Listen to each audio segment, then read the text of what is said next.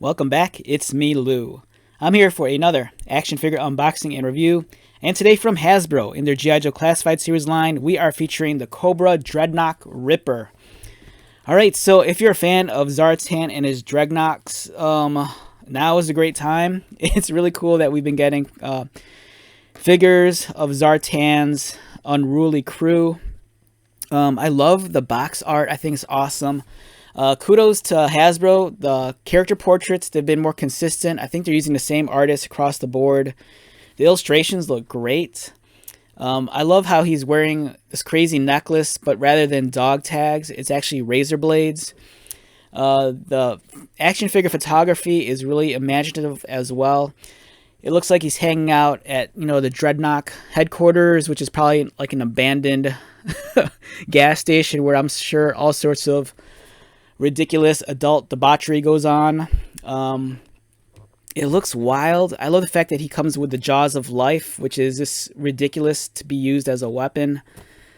So it's fantastic. Here's the QR code and, the really, really reduced icons of his perks and abilities. On the back, we have the digital render of the toy. He stands in at 6.5 inches. He comes with his assault rifle, the magazine cartridge. Instead of a normal bayonet, this is what I like to call the can opener. It comes with this crazy knife at the end. Again, the Jaws of Life, his knife with the knuckles on the front. The character also features some wild tattoos, which is awesome. Yeah, so this is great. Yeah, so we have Ripper. So it seems like it's just going to be a matter of maybe a year to maybe 2 years until we get all the Dreadnoks, if I had to guess. They've been coming out regularly, all the different ones, but I'm sure that within 2 years we'll have the full lineup. I'm kind of hoping that down the road they give us like some of the more expanded universe characters, like Zartan's daughter from the IDW comics, or the Devil's Due comic books from the early 2000s.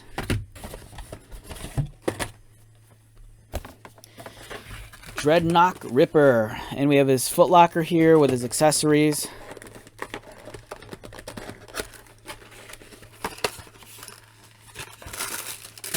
I have to admit, I do like the footlockers. I think it's kind of neat.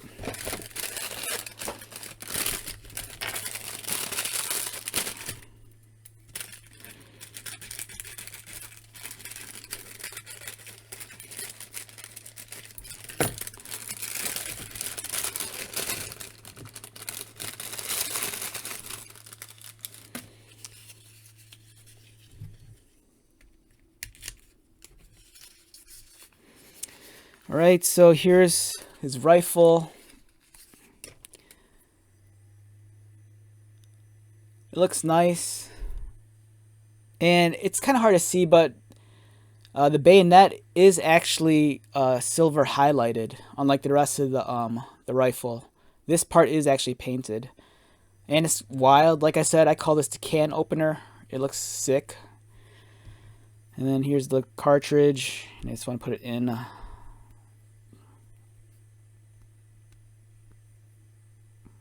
think that's the right way. Which way is... I'm probably doing this wrong.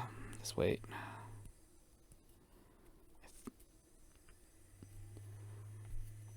It doesn't feel like it wants to go in all the way. It feels kind of loose fitted. So that's nice. We have the crazy knife, serrated blade on the back, the knuckles on the front. Yeah, so you could do some serious damage with the knuckle guard. Again, much like the rifle, the blade's actually silver painted. It's kind of harder to see. It's maybe like a gunmetal. And then here's his other weapon.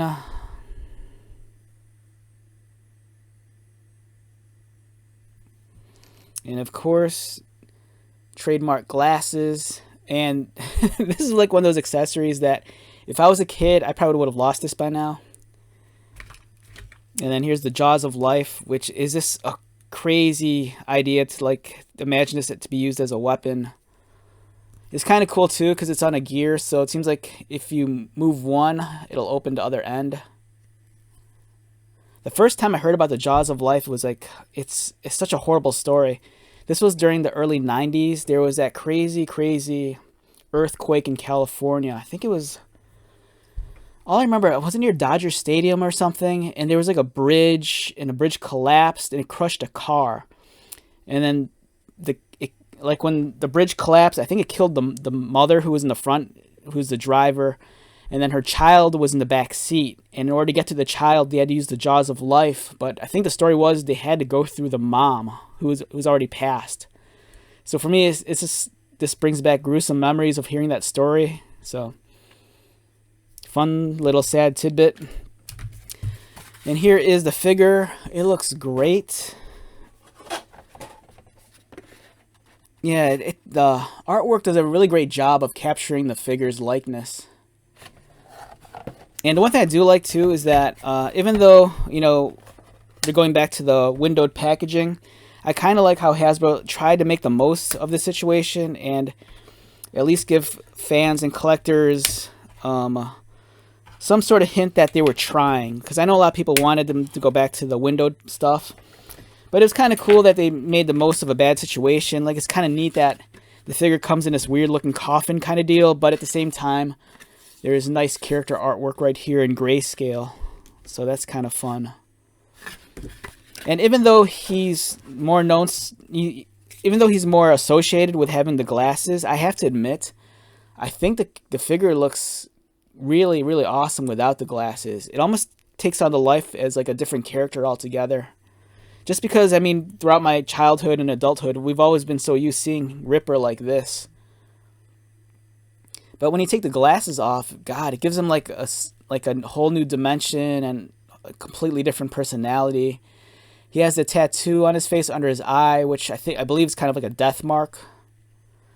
Again, I love the necklace with the razor blades. He has even the razor blade earrings. It's a really, really nice figure.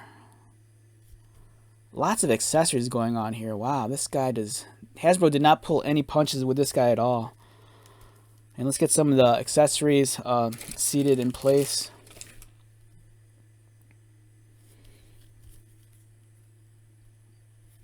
Yeah, so man, this is awesome. I kind of wish that you'd be able to complete the entire Dreadnok army right now, but you know, right now we just have, you know, a handful of them. But this is a great looking figure. The attention to detail, man, it's just so nice. There's some figures that you get and you're kind of like, wow, this is okay. But then there's other ones like this. They really steal the spotlight. The sculpting's nice. I love the mohawk. He has the spiked harnesses up here. The camo is pretty decent also. It's, you know, kind of a throwback to that older style camo design, not like that digital stuff that we got during the early 2000s. He has the chain wallet with no wallet, just the chain. The pants and the legs, we've seen these multiple times over on other figures. Same with the knee pads and the boots. Although these boots are slightly different than some of the ones we've got in the past. They have the shin guards in the front.